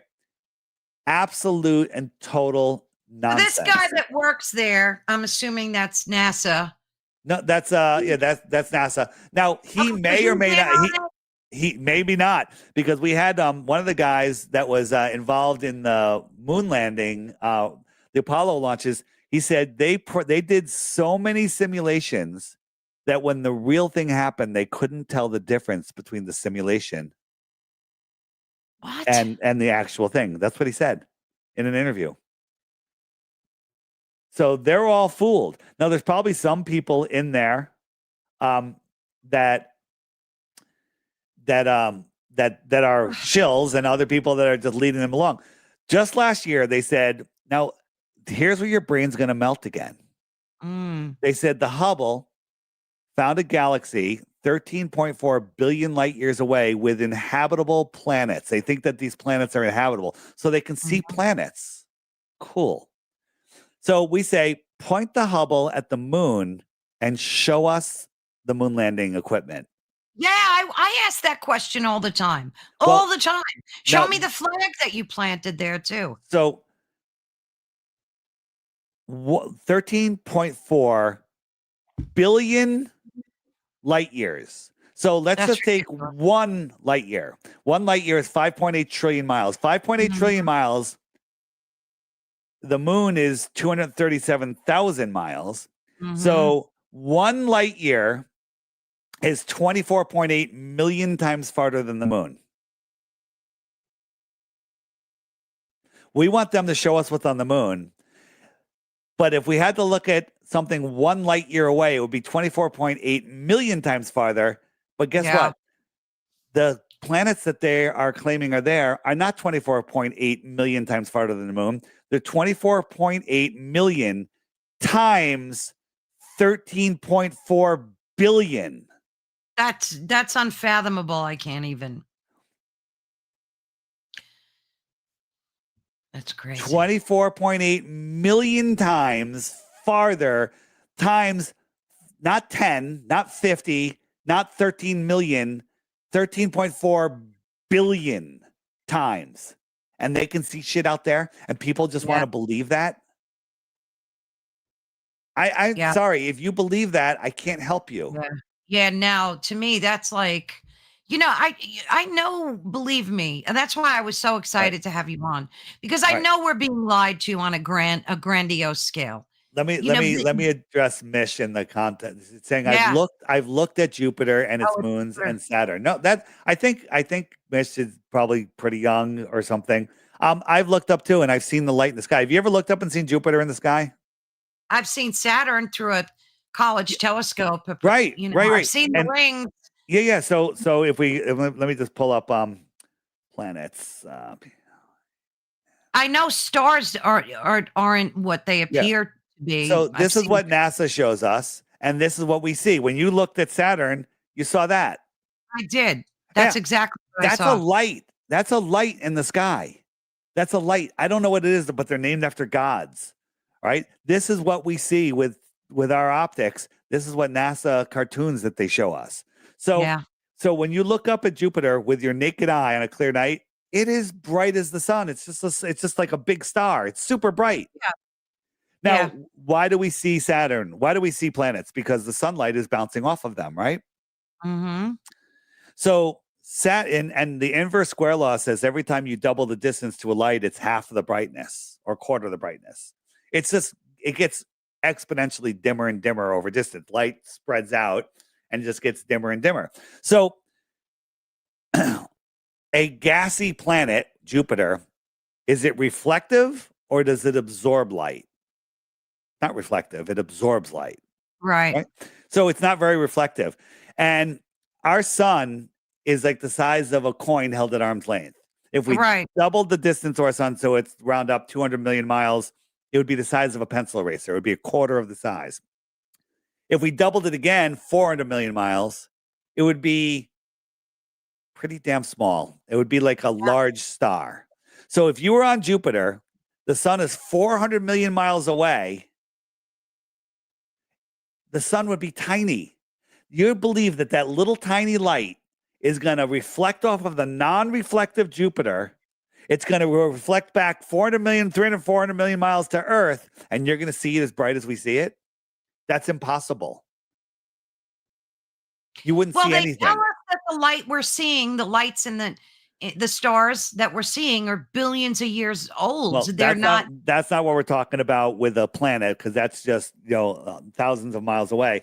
But Right. the light that they tell us, that cool story. I like to say cool story, bro. But we could not see planets. I mean, we couldn't see any of that stuff. Let's talk about scaling and variance. They tell us the sun is 400 times bigger than the moon, but it's also 400 times farther than the moon. Therefore, they look Mhm. like they're the same size. So they admit scaling and Mhm. variance, the set distance, like if something is twice the size and twice the distance, it looks like it's the same size, right? Yep. If I had a basketball that was twice the size of another basketball and I put it twice the distance away, they would look like they're the same size. Just how it Right. works. Okay. So they tell us, you know, that our sun is 860,000 miles wide. So if the sun was a mile over your head, it would fill the entire sky. You agree with that? Mhm. It'd be like you're standing on a BB and there's a yoga ball a half a millimeter above the BB. You would just Yeah. see, that's all you would see. We move it 93 million miles away. It's now the size of a coin at arm's length. It Right. reduced in size that much. If I doubled it again, so now it's twice the distance, it would be a pencil eraser. Doubled it, it'd be the size of a star. Doubled it again, so it's 8 times as far. It would be arguably visible. It would be like a tiny star. Agreed? Absolutely. So what are we seeing? So hold on. So 8 times the distance of the sun. If the sun is 8 light minutes away, that's what they tell us the distance is. 8 times 8 is 64. We'll call it a light hour. At a light hour, it would be very hard to see the sun. But let's give the globe the benefit of the doubt. Let's make it 2 light hours. No, let's make it 24 times farther. So 24 light hours away. You can prove that the angular size of the sun and the brightness would be far below our ability to see. So at a light day away, we could not see our sun. Agreed? It's a fact. Look it up. Yeah. So they tell us Polaris is 46 times bigger than our sun. Cool. So we'll make it 46 light days away. It would be the same size as we see the sun, which is unseeable. So at 46 light days away, let's round it up. 2 light months away. Always give the globe the benefit of the doubt. 2 light months away, you could not see Polaris. It would be, forget the brightness issue. It would be so dim, you wouldn't be able to see it. But let's assume that it doesn't get dimmer, which is just stupid. You could not see Polaris at 2 light months away. Yeah. They tell us it's 430 light years away. Your brain just melted. You can't. It did. You can't handle that. These things, no. I'm assuming you're going to say these things are a lot closer to us than they're all at the same focal length. The sun, the moon, and the planets are all at the same focal length on a camera. You can zoom past the moon, in front of the moon, and on the moon. You bring the moon into focus, then swing your camera over to a planet. It's in focus. Yeah. So it makes so much sense when you explain it that way. So, well, it does, and then the globers will freak out and everything. Yeah. So Mish is saying they're roundish looking. Well, the lights in my ceiling have nothing to do with the shape of my floor. I think the moon is I don't know if it's a sphere, but it definitely looks round. But if I said to you, is this the sun or the moon rising or setting? Could you answer it? Absolutely not. Can I say, how about if I said if it's the sun or the moon? Could you answer that? Well, I'm assuming it's the moon because the sky looks dark. Yeah. Well, that's like the day. That's a good observation. But I gave you what's called a false binary, just like TFE. And it's actually a train, and it's not even a sphere. Okay. Look at those lights. You got blue lights, red lights, straight lights, square lights, and it looks like a sphere in the distance. It does. It totally does. Right. And so when we look at stuff like stars through our consumer optics have outgrown their lies. So let me just show you what a star looks like. That's a good one. That's a good one right there. This is a star. Yeah, I've seen those. Yeah, you can do this yourself. Yeah. Right. And when you think you saw Jupiter and its moons, you saw a light, which is impossible to be Jupiter, and you see little lights next to it. I don't know what they are, and neither do you. And Arcturus, you can see, this is Arcturus, you can see with your naked eye. They say that in Ezekiel that the stars are angels, and they can be seen as a wheel inside a wheel. Yeah, that's the Ezekiel thing with the eye in the center. Yeah. I'm seeing a kind of wheel inside a wheel there. Yeah, that's kind of cool. And it looks like orbs too, like many an orb that you would see. Dave, how many years have you been researching all this exactly? I got dragged into flat Earth in 2014. I can tell. I mean, what we have like maybe 2 minutes left. But I would love for you to come back because I have 3 pages of questions that I didn't get to. We Do can you think? schedule another one down the road a little bit. Yeah, I would love that. What do you? So you have an app. You have like what are the things you're offering folks to help them understand? Here's the thing.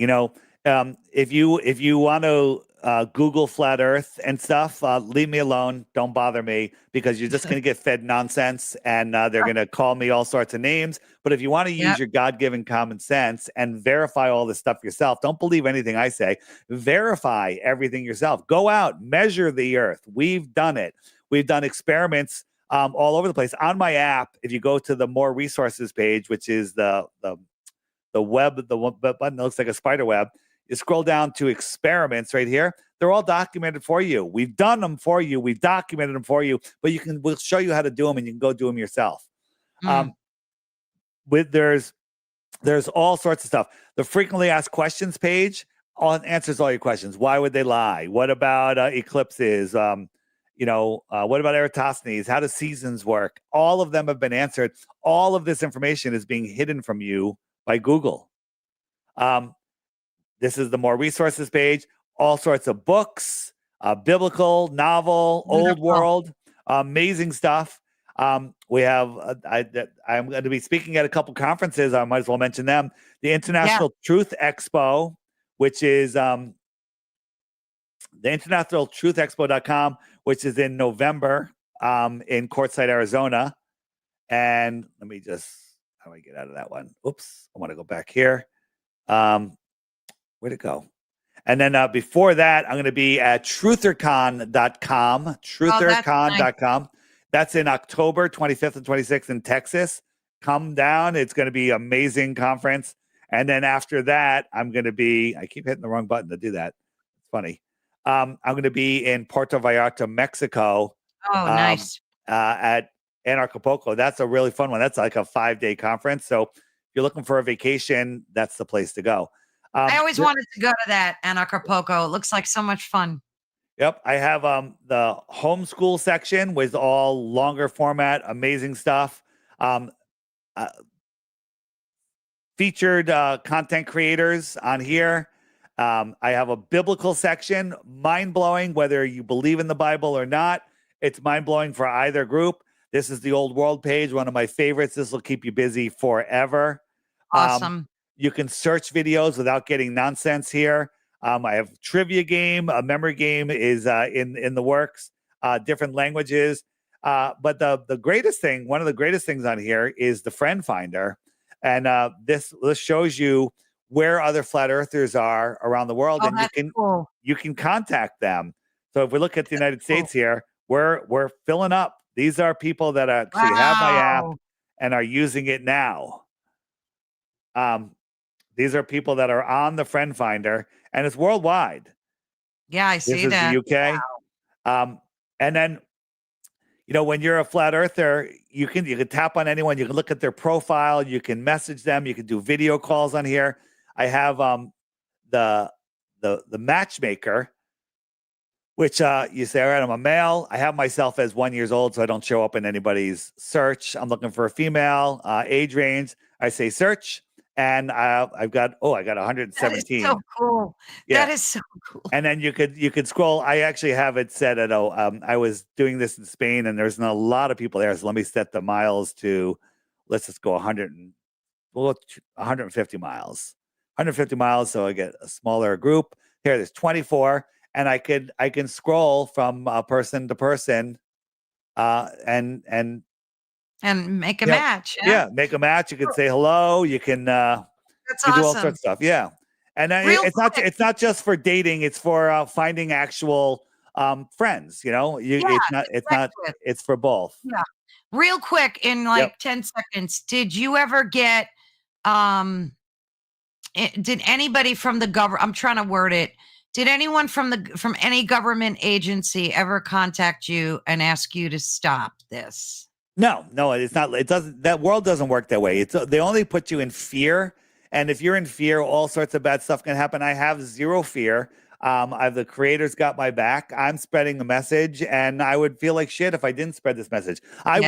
People say, "Oh, you're a grifter." Yeah, my app is $3 lifetime. You get it for lifetime. Now, if you wanna use the matchmaker, if you want to use the search features, if you want to create meetups, if you want to send outgoing messages, you have to subscribe. It's $11 a year, and I also make it so you can get it for free.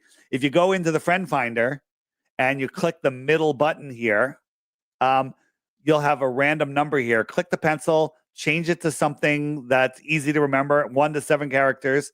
And then anytime you tell someone about the app, if you're showing them something, give them your referral code. If you get 11 points, you can trade it in for a year subscription. That's wonderful. We're going to get bumped off. We're going to get bumped off because it's 7. There's another show. FlatEarthDave.com. FlatEarthDave.com is where you find all my stuff, all my social media. Definitely. Thank you, Dave. We will be in touch for another show. All right. See you. Thanks. Bye. Take care, guys. Thank you, everyone in the chat. Bye-bye.